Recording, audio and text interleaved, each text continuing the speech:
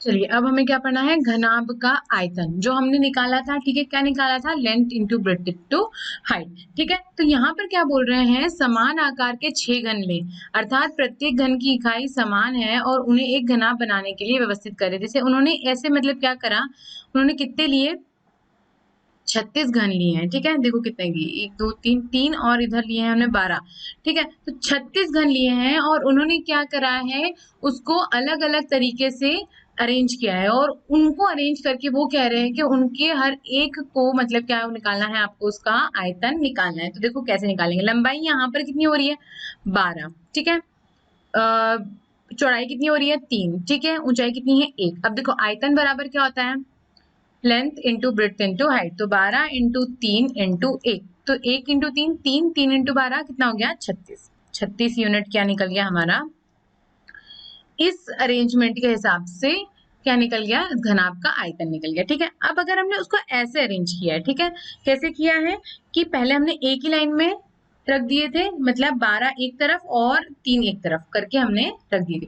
अब हमने क्या किया, 6 एक तरफ रखे, फिर 3 एक तरफ और उसके ऊपर डबल उसको किया है। तो क्या हुआ देखो, इसमें उसकी कितनी लंबाई निकल रही है, 6, और चौड़ाई निकल रही 3 और ऊंचाई निकल रही 2। तो देखो 6 इंटू 3 इंटू 2 बराबर कितना मिल रहा है हमें, 6 इंटू 3 कितना हुआ, 18। 18 इंटू 2 36, मतलब कितनी यूनिट निकली इसकी भी, 36 यूनिट निकली। ठीक है, अब देखो क्या हुआ, अब क्या हुआ, घनाभ अगर L है ना, देखो इसमें क्या किया हमने, 9 रख के ऊपर की तरफ 4 चढ़ाए। तो देखो कितने मिले हमें, लंबाई मिली 9, चौड़ाई मिली 1, ऊंचाई मिली 4। तो हमने किया 4 9 इंटू 1 इंटू 4, लंबाई इंटू चौड़ाई इंटू ऊंचाई। ठीक है, तो कितना हो जाएगा, 9 इंटू 1 9, 9 इंटू 4 36, कितने यूनिट निकली, 36 यूनिट निकली। ठीक है, क्यूब लगाना है हर जगह, है ना।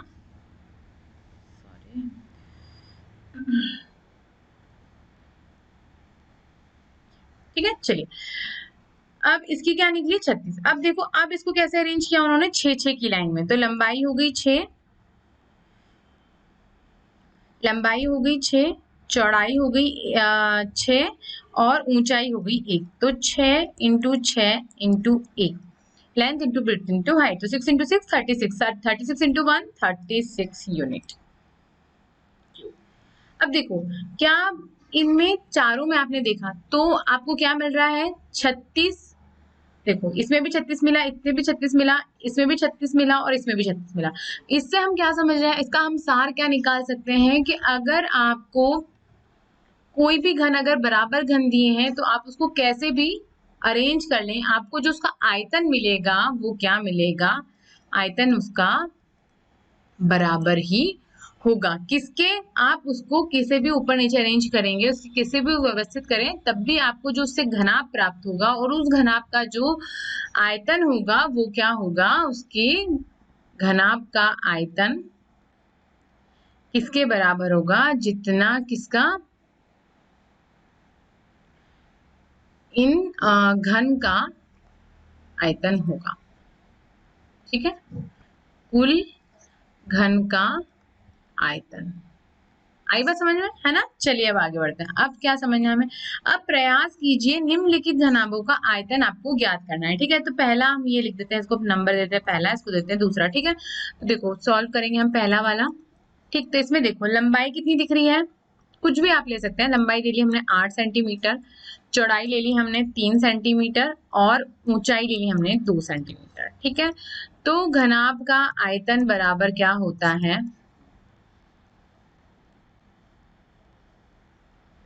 Length into breadth into height. ठीक है, तो लेंथ कितना है 8 सेंटीमीटर, ब्रेड्थ कितना है 3 सेंटीमीटर और हाइट कितनी है 2 सेंटीमीटर। तो देखो 8 इंटू 3 24, 24 इंटू 2 कितना हो गया 48, कितना हो जाएगा 24 इंटू 2 48, 48 सेंटीमीटर क्यूब क्या निकल गया इसका घनाभ का आयतन। ठीक है, अब दूसरा वाला सॉल्व करते हैं। तो दूसरा वाला क्या बोल रहा है, दूसरा वाला बोल रहा है कि हमने क्या दिया है, ऊंचाई दी है, ऊंचाई बराबर 2 सेंटीमीटर और हमने दिया है ये जो नीचे का आधार है, जैसे इस ये वाला आधार हुआ, तो इस आधार का उन्होंने क्या दे दिया है, उसका आपको क्षेत्रफल दे दिया है। ठीक है, तो किसका क्षेत्रफल दिया उन्होंने, आधार का क्षेत्रफल कितना दिया है उन्होंने, 24 मीटर स्क्वायर। ठीक है, ये भी मीटर में ही होगा या फिर सेंटीमीटर में होगा। ठीक है, अब देखो क्या हुआ। अब हम जानते हैं कि घनाभ का आयतन बराबर, या तो हम length into breadth into height लिखते हैं, या फिर हमने थोड़ी देर पहले ही समझा था कि घनाभ के आयतन को हम इस तरीके से भी लिख सकते हैं, आधार का क्षेत्रफल गुणा h, उसकी ऊंचाई। हम ऐसा लिख सकते हैं, हमने थोड़ी देर पहले ही समझा था। ठीक है, तो आधार का क्षेत्रफल कितना हुआ 24 और उसकी ऊंचाई कितनी हुई 2, तो कितना हुआ 48 सेंटीमीटर क्यूब। ठीक है, आई बात समझ में, 48 सेंटीमीटर क्यूब या मीटर क्यूब जो भी यहाँ पे दिया हुआ है ना। ठीक, तो क्या निकल गया हमारा 48 सेंटीमीटर क्यूब। मतलब हमने दोनों फॉर्मूले में हमें वापस से रिवीजन हो गया उसका, दोनों फॉर्मूले का रिवीजन हो गया कि length into breadth into height क्या हुआ, घनाभ का एक फॉर्मूला हुआ, और घनाभ का जो आयतन का जो सूत्र है उसको हम किस तरीके से और लिख सकते हैं, आधार का क्षेत्रफल गुणा उसकी ऊंचाई। ठीक है, आई बात समझ में, है ना। चलिए अब आगे बढ़ते हैं। अब है घन का आयतन। अभी तक हमने किसका आयतन निकाला था, घनाभ का। ठीक है, अभी हम निकालेंगे घन का, और फिर आगे किसका निकालेंगे, बेलन का। ठीक है, तो देखो घन और घनाभ एक विशेष मामला है जहां L बराबर B बराबर H होता है। देखो इसका घन में क्या होता है, जो सारी उसकी लंबाई होती है L ले लो, या जो चौड़ाई होती है और जो ऊंचाई होती है वो क्या होती है, बराबर होती है। वर्ग में क्या होता है, लंबाई बराबर चौड़ाई होती है। ठीक है ना। तो ये क्या है, घन में क्या होता है कि लंबाई बराबर चौड़ाई बराबर हाइट। तो अगर हम इसका ऐसे सीधा सीधा बराबर लिख लें कि हमें घन की लंबाई L ही लें, तो हमें घन का आयतन कितना मिलेगा, हमें घन का आयतन मिलेगा L into L into L. ठीक है, मतलब लंबाई इंटू चौड़ाई इंटू ऊंचाई। ठीक है, तो उसमें हम लिख दिया L, तो हमें मिल जाएगा L क्यूब। मतलब घन की सारी भुजाएं बराबर ही होती है, तो उसका जब आयतन निकलेगा तो वो कितना निकलेगा, L क्यूब। ठीक, आई बात समझ में, है ना। चलिए अब क्या प्रयास करना है, निम्नलिखित घनों का आयतन आपको ज्ञात करना है। ठीक है, तो उन्होंने पहला क्या दिया है कि एक आयतन की भुजा दी है। ठीक है, कितनी दी है, आयतन की भुजा नहीं, घन की भुजा। भुजा कितनी दी है 4 सेंटीमीटर। तो आयतन, घन का आयतन बराबर कितना होगा,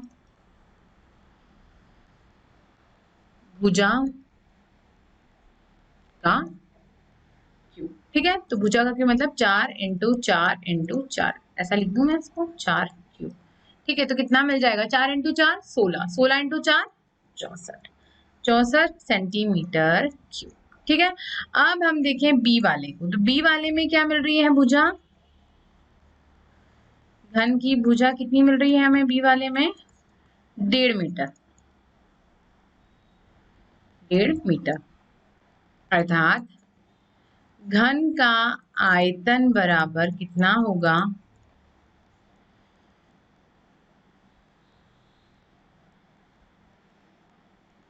तो ये हो जाएगा 1.5 का क्यूब। ठीक है, तो अब इसको हम यहाँ कर देते हैं, ये हो जाएगा 1.5 इंटू 1.5 इंटू 1.5। ठीक है, 1.5। अब देखो 15 इंटू 15 कितना होता है, 225, है ना। देखो एक बार कर लेते हैं, 15 इंटू 15, 15 की टेबल 5 बार बोली, कितना आया 75, 7 लगा रिमाइंडर। 15 की टेबल एक बार बोली 15, 15 प्लस 7 ये हो गया 22, 225 आया। अब 225 का गुणा हम एक बार और करेंगे 15 में, तो 15 की टेबल 5 बार बोली तो 75, फिर लगा 7 रिमाइंडर। 15 की टेबल हमने 2 बार बोली तो कितना आया 30, 30 प्लस 7 37। ठीक है, तो हमें कितना मिल गया 375। पर देखो दशमलव है कितनी संख्या के बाद, 1 2 3, मतलब 3 संख्या के पहले हमें क्या लगाना पड़ेगा, दशमलव। मतलब हमारा जो उसका वर्ग आया वो कितना आया, 0.375 मीटर वर्ग। ठीक है, कितने दशमलव थे हमारे पास, 1.5, है ना। तो कितना आया, हमें मिल गया कितना, 0.375 मीटर वर्ग का क्या मिल गया हमें, घन की भुजा, घन का आयतन मिल गया। ठीक है, चलिए अब आगे बढ़ते हैं। अब क्या प्रयास करना है हमें, समान आकार वाले 64 पनों को जितने रूपों में आप व्यवस्थित कर सकते हैं उतने रूपों में व्यवस्थित करके उसके घनाभ बनाइए और प्रत्येक रूप का पृष्ठीय क्षेत्रफल ज्ञात कीजिए। क्या आयतन वाली ठोस आकृतियों का पृष्ठीय क्षेत्रफल समान होगा, मतलब हमें क्या करना है, 64 पनों का आपको एक घनाभ बनाना है। ठीक है, एक नहीं, मतलब जितने घनाभ इसके पॉसिबल जितने हो पाए उतने आपको घनाभ बनाना है और उसके बाद हर एक का पृष्ठीय क्षेत्रफल निकालना है। और वो कह रहे हैं कि जितने भी जो पृष्ठीय क्षेत्रफल निकले हैं वो उसके जो ठोस आकृति है उनके आयतन के बराबर ही होगा क्या। तो देखो हम देखते हैं कौन कौन से बन सकते हैं। देखो आयतन, घनाभ का आयतन क्या होता है, घनाभ का आयतन क्या होता है, आयतन या क्या कह लेते हैं हम उसको, पृष्ठीय क्षेत्रफल। ठीक है, उसमें कितनी चीजें होती हैं, लेंथ चाहिए, ब्रेड्थ चाहिए और हाइट चाहिए, है ना, ये तीनों चीजें इसमें चाहिए। तो आप ऐसी इसमें मान रखो कि आपको क्या मिले, कि उसके 64 पने आपको मिले। देखो तो सबसे पहले हम शुरुआत करें अगर, तो हम कर लेते हैं 1 इंटू 1 इंटू 64 मिल गया। ठीक है, दूसरा हम देखें, ठीक है, दूसरा हम देखें तो क्या हो जाएगा, 2 इंटू 4 8, 8 इंटू 8 64, ये भी हो सकता है। ठीक है, उसके बाद अगर निकालें हम तो 2 इंटू 2 4, 4 इंटू 16, है ना, मतलब ये मैं इंटू में लिख रही हूँ।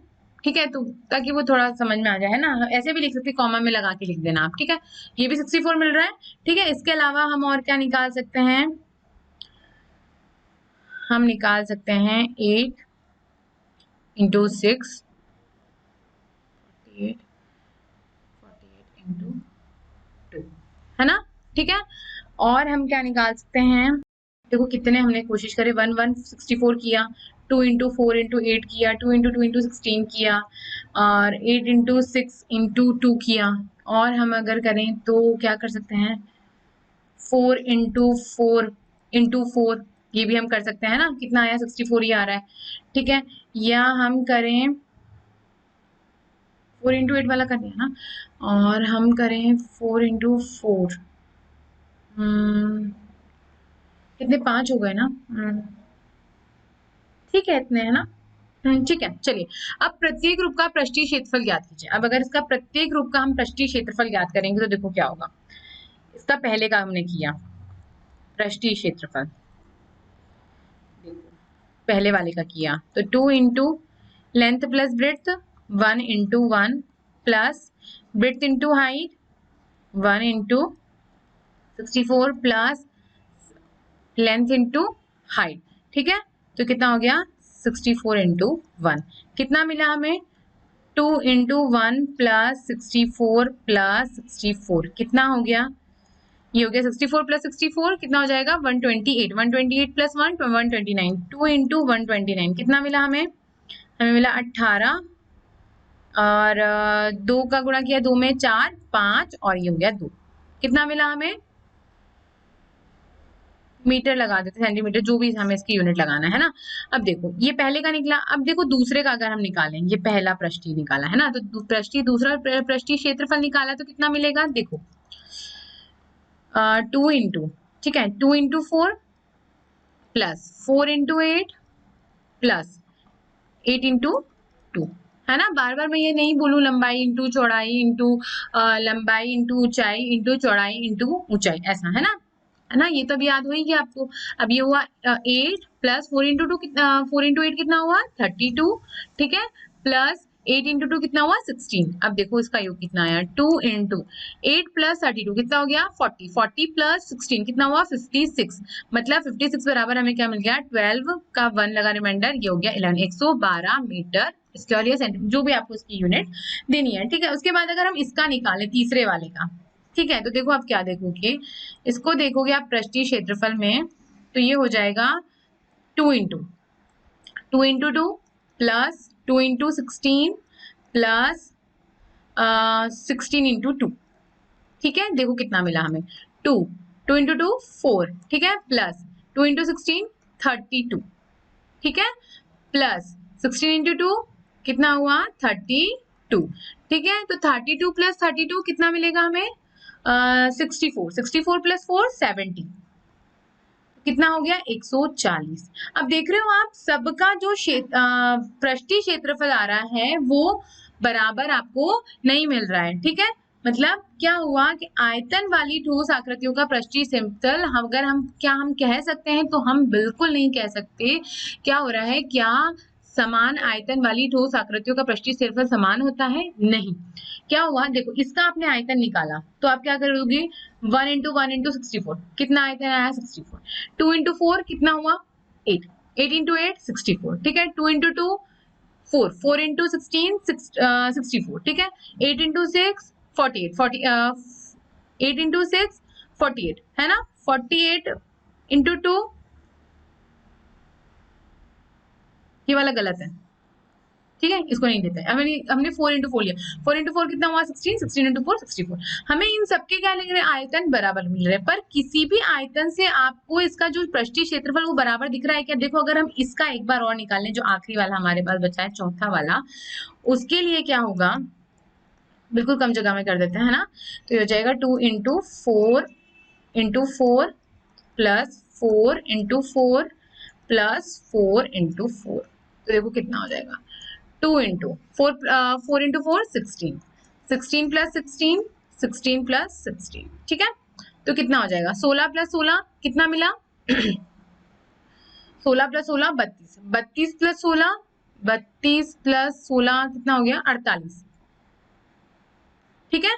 और 48 का गुणा जब हमने किया 2 में, 2 का गुणा जब हमने किया 48 में, तो कितना मिला 2 का गुणा 8 में 16, एक लगा रिमाइंडर, ये हो जाएगा 96। अब देखो मिल रहा है कि आपको कहीं भी उसका पृष्ठीय क्षेत्रफल बराबर, मतलब जो आखिरी प्रश्न है कि क्या समान आयतन वाली ठोस आकृति का पृष्ठीय क्षेत्रफल समान होगा? नहीं, समान आयतन वाली ठोस आकृतियों का क्षेत्रफल समान नहीं होता है, ठीक है। इस तरीके से हमने करके इसको देख लिया, ठीक। आगे बात समझ में है ना, मतलब हमें सिर्फ इतना समझना था। हमने क्या करा, अलग अलग उसको और भी इसके अरेंजमेंट निकल सकते हैं, आप और भी निकाल सकते हैं, और फिर आप क्या करो उसका पृष्ठीय क्षेत्रफल निकालो और फिर उसको आयतन से क्या करो मैच करो, वो मैच नहीं होगा, ठीक। मतलब अलग अलग आप उसके क्षेत्र हर आकार का अगर आयतन जो है वो अगर एक भी है तो भी उसका जो समान पृष्ठीय क्षेत्रफल होगा वो समान नहीं होगा। आई बात समझ में, है ना। चलिए अब आगे बढ़ते हैं। अब सोचिए, चर्चा कीजिए और लिखिए। क्या सोचना है हमें कि कंपनी बिस्कुट बनाती है, ठीक है, क्या बनाती है, बिस्कुट बनाती है। बिस्कुट को पैक करने के लिए घनाभाकार डिब्बों का उपयोग किया जा रहा है। कैसा डिब्बों का, घनाभाकार। पार्ले जी का डिब्बा घनाभाकार भी आता है ना ठीक है। तो डिब्बा का उन्होंने माप दिया, ए का दिया उन्होंने ए × 8 × 20, एक डिब्बे का माप दिया उन्होंने बी 4 × 12 × 10। अब डिब्बे का कौन सा आकार कंपनी के आर्थिक दृष्टि से लाभदायक रहेगा और क्यों, और क्या आप ऐसे किसी और आकार के डिब्बे का सुझाव दे सकते हैं जिसका आयतन इनके समान हो परंतु इनकी तुलना में आर्थिक दृष्टि से अधिक लाभदायक हो। मतलब वो कहना चाह रहे हैं कि डिब्बे में बिस्किट तो ज्यादा है पर जो उसका बाहर का जो एरिया है, जो उसकी पैकिंग जो बने वो कम से कम जगह में बन जाए। तो वो कैसे करेंगे, तो देखो सबसे पहले हम क्या निकालेंगे इसका, सबसे पहले हमने क्या निकाला, घनाभ मतलब डिब्बा ए का हमने क्या निकाला, पृष्ठीय क्षेत्रफल निकाला, ठीक है, पृष्ठीय क्षेत्रफल, ठीक है। कितना होता है 2 × length plus length × breadth plus breadth × height plus height × length, ठीक है। तो कितना हो जाएगा 2 × L कितना है 3, B कितना है 8, ठीक है। उसके बाद B कितना है 8, हाइट कितनी है 20 प्लस फिर हाइट कितनी है 20 और लेंथ कितनी है 3, कितना मिला हमें 2 × 24 प्लस 160 प्लस कितना होगा 60, ठीक है। तो देखो ये कितना हो जाएगा 2 × इनका सबका सम कर दो 24, देखो 0 प्लस 0 प्लस 4 तो 4, ठीक है। 6 प्लस 6 12, 12 प्लस 2 14 का 1 और ये ऊपर लगा रिमाइंडर तो हो जाएगा 244। तो हमें कितना मिल जाएगा इसका क्षेत्रफल 488 है ना। क्या मिल गया इसका हमें पृष्ठीय क्षेत्रफल मिल गया। ठीक, अगर हमने डिब्बे 2 का निकाला, पहले आप ऐसा लिखना डिब्बा ए का लंबाई बराबर 3 सेंटीमीटर, चौड़ाई बराबर ऐसा है ना। फिर आप अगर हमने डिब्बे बी का निकाला, डिब्बा बी, ठीक है, बी, ठीक, तो कितना हो जाएगा 2 into length plus breadth into height plus height into length, ठीक है। तो इसका क्या है 4 into 12 plus 12 into 10 plus 10 into कितना मिला 4। अब देखो इसका कितना मिलेगा। इसके लिए अगर हम देखें तो ये हो जाएगा कितना 12 इंटू 4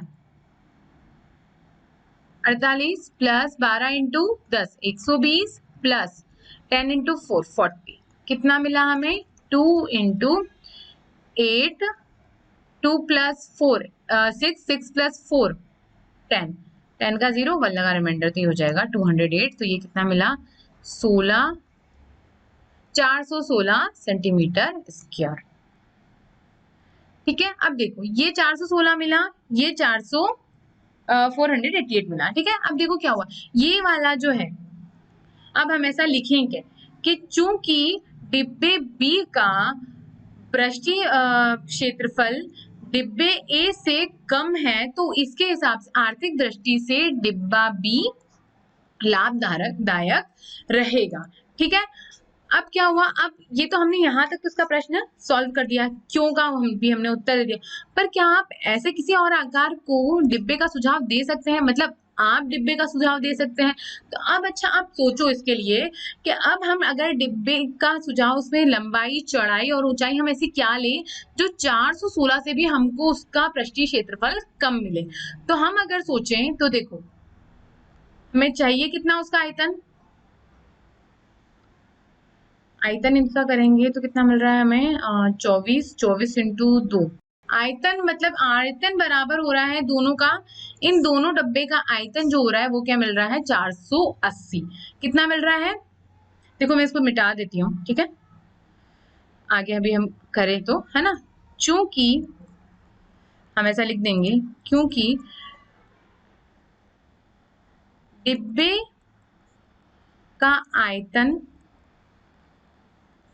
बराबर कितना होना चाहिए 480 सेंटीमीटर, ठीक है। तो इसके लिए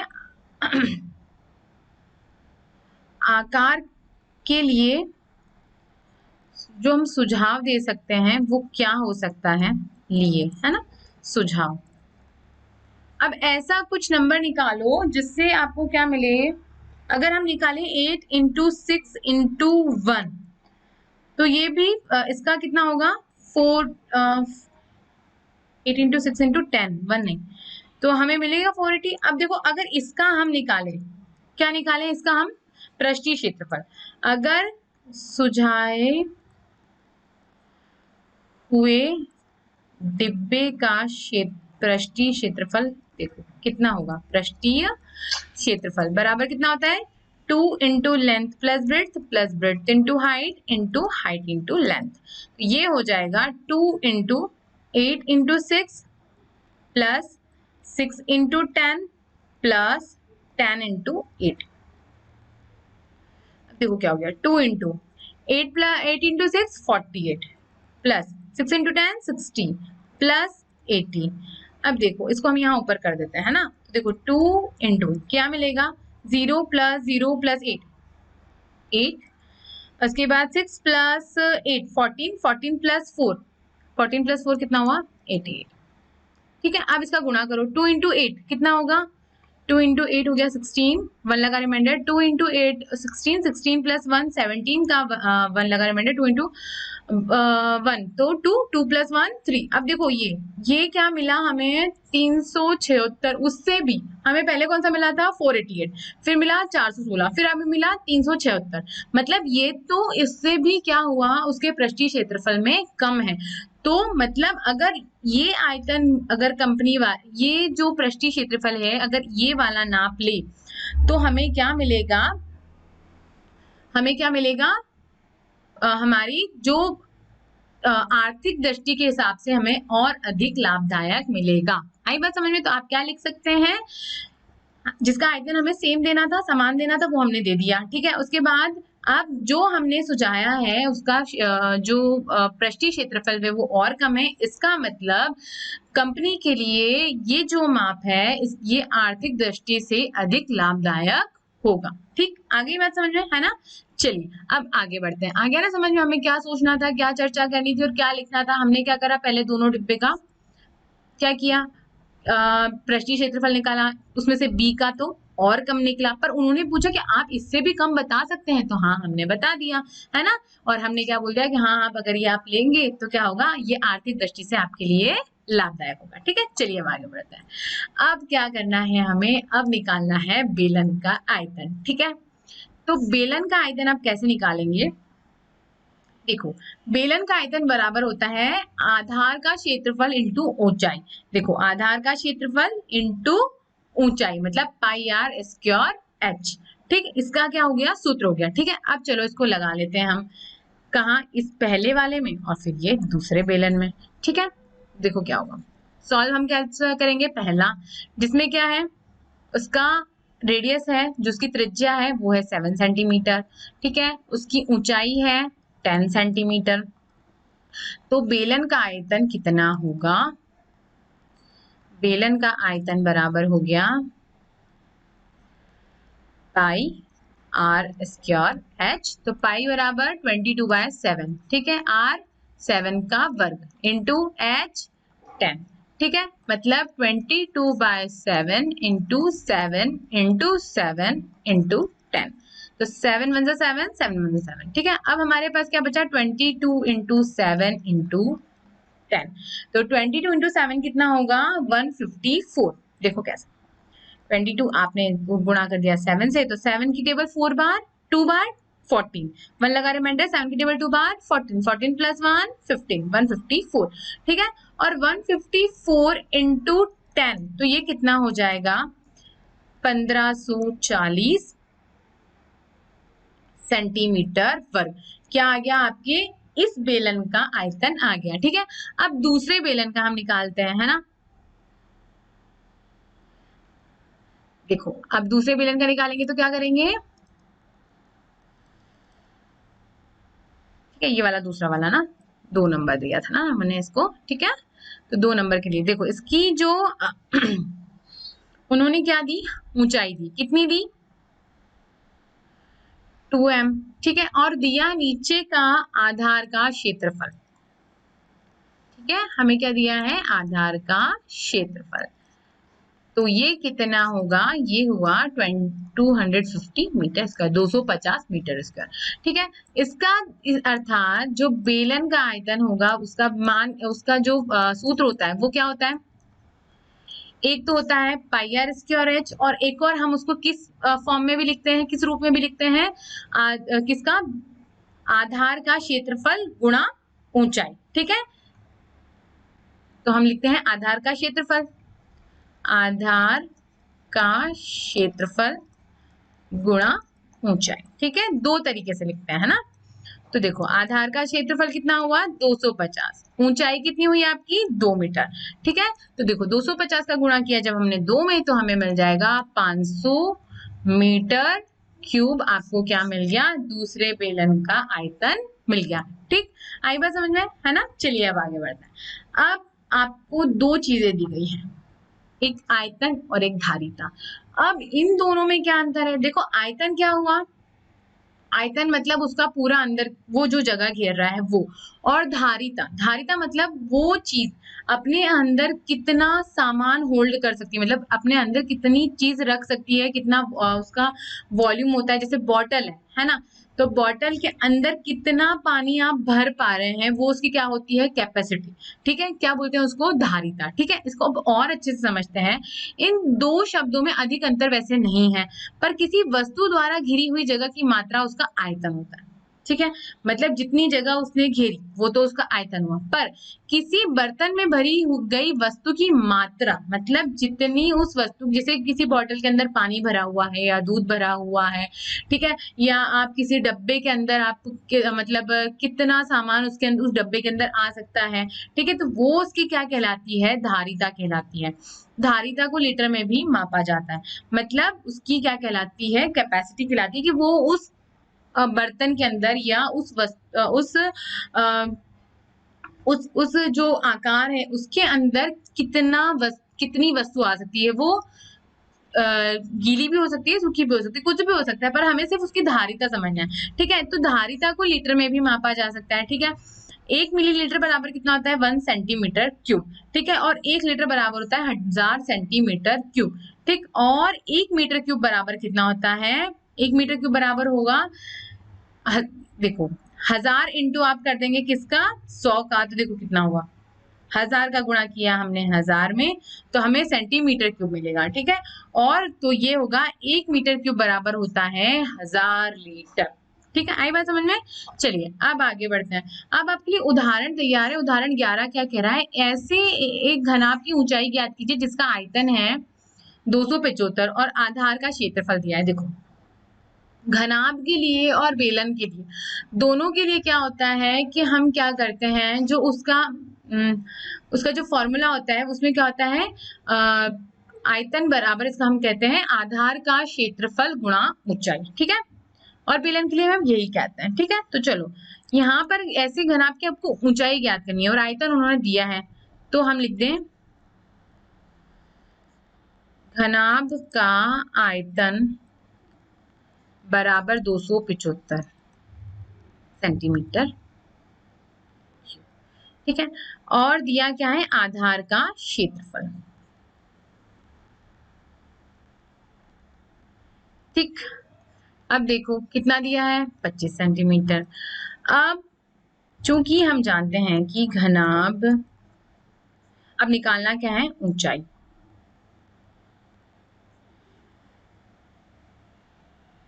ऊंचाई बराबर हमें निकालना है। ठीक है, तो घनाभ का क्षेत्रफल बराबर क्या होता है, घनाभ का क्षेत्रफल नहीं, घनाभ का आयतन है ना, आयतन बराबर क्या होता है, आधार का क्षेत्रफल गुणा ऊंचाई। ठीक है, तो क्या होगा, ऊंचाई बराबर क्या हो जाएगा, घनाभ का क्षेत्रफल का भाग करना है हमें, सॉरी फिर वापस वही लिख दिया, घनाभ का आयतन करना है हमें, उसका भाग दे देना है आधार का क्षेत्र। तो ये कितना होगा, घनाभ का आयतन कितना है 275, आधार का क्षेत्रफल कितना है 25। अब आप 25 से डिवाइड करो 275 का, तो देखो 25 बन जा 25, 2 रिमाइंडर बचा, 27 में से 25 बचा तो 2 रिमाइंडर बचा, और 25 बन जा 25, तो ये हमें क्या मिल गया, हमें मिल गई घनाभ की ऊंचाई बराबर कितना हो जाएगा, 11 सेंटीमीटर। ठीक है ना, हमें यही ज्ञात करना था। चलिए अब आगे बढ़ते हैं। अब उदाहरण 12 क्या कह रहा है, एक घनाभाकार गोदाम है आपके पास, ठीक है, जिसका माप है 60 meter into 40 meter into 30 meter, मतलब लंबाई इंटू चौड़ाई इंटू ऊंचाई के अंदर कितने घनाभाकार डिब्बे रखे जा सकते हैं यदि एक डिब्बे का आयतन 0.8 मीटर है तो। ठीक है, मतलब उनका कहना है उनका कहना है कि हमने एक घनाभाकार गोदाम दे दिया आपको, अब उसमें आपको इस आयतन वाले डिब्बे आप उसमें कितने रख सकते हो। तो हम कैसे निकालेंगे उसको, देखो हमारे पास क्या है, घनाभाकार गोदाम है, घनाभाकार गोदाम का क्या है, आयतन है, ये कितना है 60 इंटू 40 इंटू मीटर क्यूब, ठीक है। उसके अलावा हमारे पास क्या है, डिब्बे का आयतन, एक डिब्बे का आयतन कितना है हमारे पास, वो 0.8 मीटर, ठीक है। अब वो पूछ रहे हैं, अर्थात गोदाम में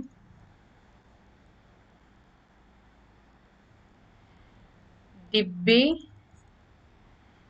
रखे जा सकते हैं बराबर घनाभाकार गोदाम का आयतन डिवाइड कर दो आप डिब्बे का आयतन। आई बात समझे, मतलब जितनी उसकी क्या है, पूरा उसका आयतन है, उसमें से एक डिब्बे का आयतन आप क्या कर दो, डिवाइड कर दो। तो जो हमें मात्रा मिलेगी ना, वो क्या मिल जाएगी, वो उन डिब्बों का नाप, वो उन डिब्बों की संख्या होगी जो उस घनाभाकार गोदाम में आ सकते हैं। देखो कैसे, घनाभाकार गोदाम का आयतन कितना है, 60 इंटू 40 इंटू 3। देखो आप है ना, इक्वल के नीचे इक्वल लगाना है ना, मतलब बराबर के नीचे बराबर लिखते जाना। मेरे पास क्या, मैं यहाँ हूं ना अभी, इसीलिए, नहीं तो आपको यही लिखना है, ठीक है। अब देखो, और डिब्बे का आयतन कितना है 0.8 मीटर क्यूब, ये भी मीटर क्यूब, मीटर क्यूब से मीटर क्यूब चला गया, देखो ये पॉइंट गया, तो ये पॉइंट यहाँ पे आ गया, कितना, 1 और 0, ठीक है। तो हमारे पास क्या हो गया, 60 इंटू 40 इंटू 300 बाय 8। कभी भी आप पॉइंट को हटाते हो, ऊपर से हटाते हो तो नीचे 0 आ जाता है, और नीचे से हटाते हो तो ऊपर चला जाता है, ठीक है। और जितनी संख्या हो दशमलव के बाद उतने ही 0 लगते हैं। दशमलव के बाद एक संख्या थी हमारे पास, तो 1 0 लगा, 2 से संख्या होगी तो 2 0 लगेगा, है ना, कंफ्यूज नहीं होना है, ठीक है।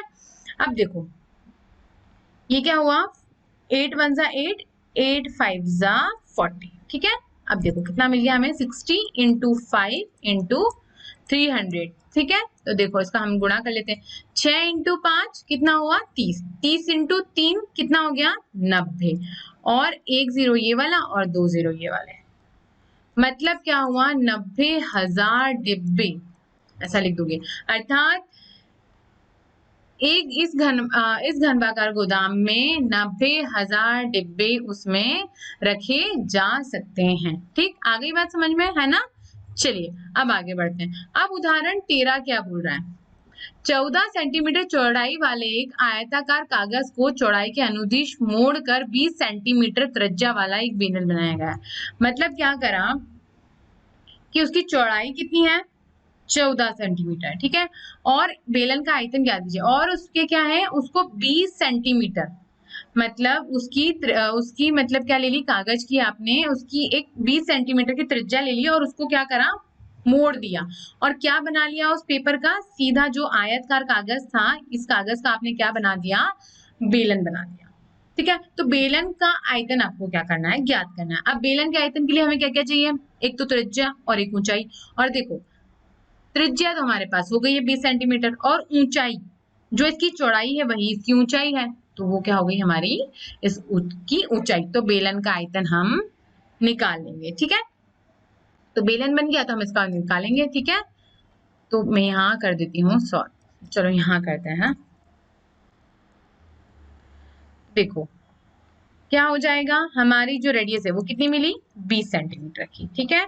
ऊंचाई कितनी मिली हमें 14 सेंटीमीटर की, ठीक। तो आपको निकालना है बेलन का आयतन, ठीक है। और बेलन का आयतन बराबर क्या होता है, पाई आर स्क्वायर एच, ठीक है। तो यहाँ लिखोगे आप पाई 22/7। आर कितना है आपका 20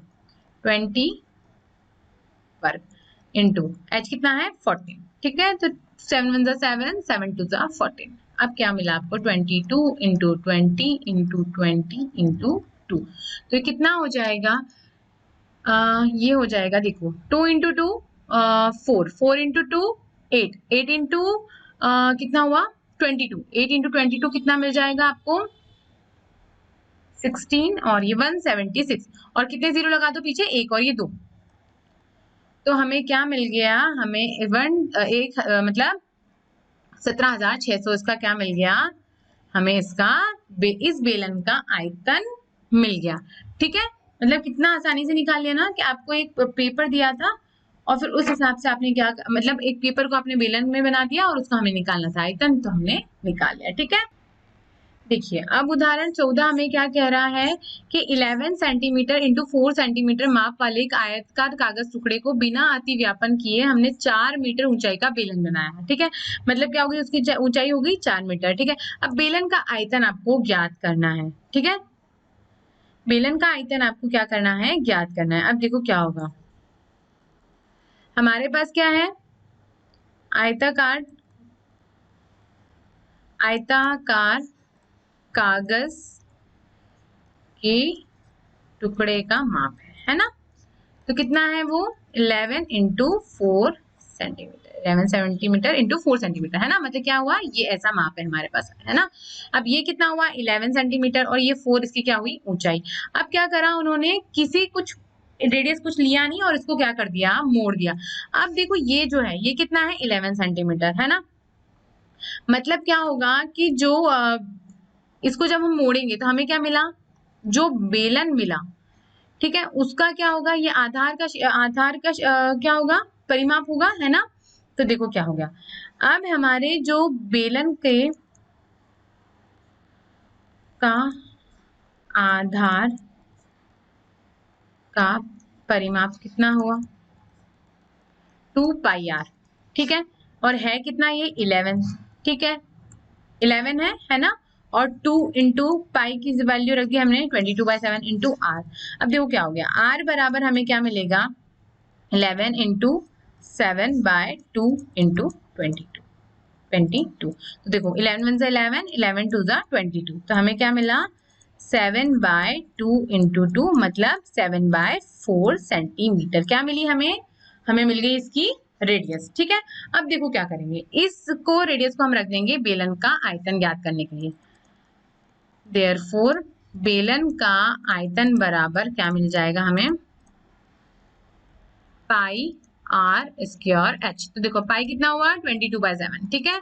रेडियस कितनी हुई हमारी 7/4 का वर्ग, ठीक है। ऊंचाई कितनी हुई हमारी 4, ठीक है। तो देखो कहाँ करेंगे, अब मैं यहाँ कर दूं, है ना, ये मैं यहाँ कर रही हूँ, ठीक है।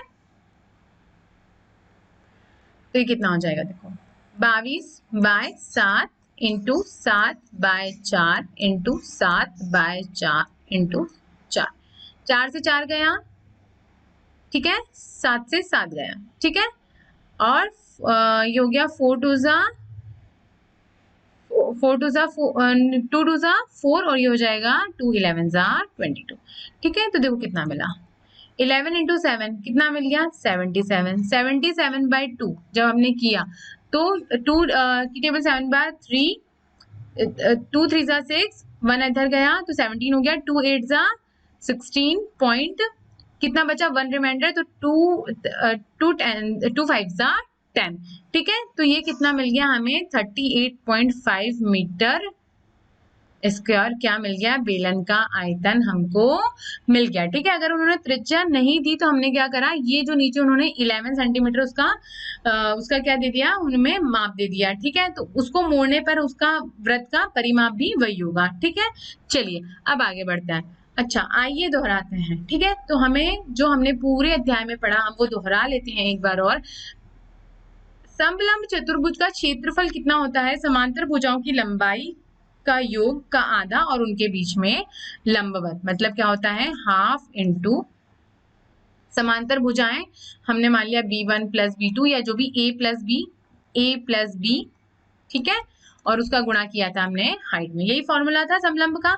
समचतुर्भुज का क्या था, उनके विकिरणों का half into d1 into d2, ठीक है, उनके विकर्णों का गुणनफल का आधा, ये फॉर्मूला था, है ना। और ये था half into a plus b into h, ठीक है। अब किसी ठोस का पृष्ठीय क्षेत्रफल उनके फलकों के क्षेत्रफल का योग होता है, मतलब उसमें जितने फलक होंगे उन सबके क्षेत्रफल आप निकाल के क्या कर देते हैं, उसका योग। क्योंकि ठोस आकार जो हमें मिल रहा है वो अलग अलग तरीके के आकार उसमें मिल रहे हैं। जैसे शंकु है तो उसके लिए हमें यहाँ पे अलग एक मिल रहा था, नीचे क्या गोला मिल रहा था, ठीक है। बेलन है तो बेलन में नीचे भी गोला ऊपर भी गोला, इधर देखो तो वो सीधा एक पृष्ठ मुड़ा हुआ पृष्ठ मिल रहा था, है ना। तो अलग अलग आकार है तो उसके लिए हम क्या करते हैं, सभी उसके पृष्ठीय क्षेत्रफल का हम योग कर देते हैं। अब घनाभ का पृष्ठीय क्षेत्रफल बराबर कितना देखा था हमने, 2 into L B plus B H plus H L. अब तो आपको याद ही हो गया होगा ये, है ना। और घन क्षेत्र का पृष्ठीय क्षेत्रफल कितना है, 6l स्क्वायर। अब इसका जब हमने पार्श्व पृष्ठीय क्षेत्रफल देखा था, पार्श्व पृष्ठीय क्षेत्रफल कितना था, 2 into H into L plus B, ठीक है। और इसका जब हमने पार्श्व पृष्ठीय क्षेत्रफल देखा था तो वो कितना था, 4l स्क्वायर, ठीक है। और बेलन का पृष्ठीय क्षेत्रफल 2 pi R into R plus H, और हमने इसका जब पार्श्व पृष्ठीय क्षेत्रफल देखा था तो वो कितना था, 2 पाई आर एच, ठीक है ना। पार्श्व पृष्ठीय क्षेत्रफल देखे थे हमने। अब एक त्रिविमीय वस्तु द्वारा घिरी गई जगह उसका क्या कहलाता है, आयतन कहलाता है। और उसके अंदर जो आता है जो कोई भी वस्तु उसके अंदर जो रख सकते हैं वो क्या कहलाती है, उसकी धारिता कहलाती है, ठीक है। घनाभ का आयतन बराबर L into B into H. अब घन की क्या होती है, सारी भुजाएं बराबर होती है तो घन का आयतन कितना होता है, L क्यूब, ठीक है। बेलन का आयतन कितना होता है, पाई आर स्क्वायर एच। और अगर 1 सेंटीमीटर आपने क्यूब निकाला तो वो कितना होता है, 1 ml, ठीक है, मिलीलीटर। 1 मिलीलीटर बराबर होता है 1000 सेंटीमीटर क्यूब, और 1 मीटर क्यूब बराबर होता है 1000 का गुणा आप 1000 में कर देते हैं, मतलब कितना मिल गया,